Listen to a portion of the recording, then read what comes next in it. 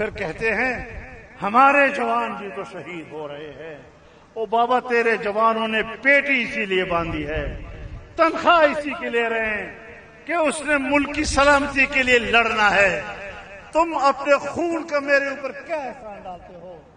تم میرے خون پسینے کے ٹیکس سے اسی بات کی نہیں تو تنخواہ لے رہے ہو, لیکن ہمیں کہتے ہو کہ تم لشکر نکالو, تم اسلحہ لے کر مسلح گروہوں کے خلاف لڑو.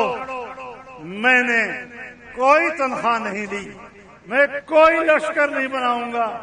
تم چلے جاؤ گے, تم میری سرزمین کو آنے والی نسلوں تک ذاتی دشمنیوں کی طرف دھکیل رہے ہو, ہمیشہ ہمیشہ کے لیے قتل و غارت گری کی طرف دھکیل رہے ہو. یہ سیاست کسی اور کو سمجھاؤ, یہ ہمیں مت سمجھایا کرو. آپ نے اگر سیاست کرنی ہے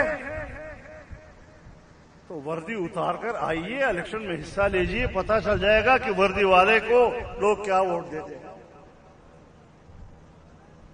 یہ آپ کا اختیار ہے کہ آپ جس کو چاہیں گے حکومت دیں گے اور جس سے چاہیں گے حکومتیں چھین لیں گے.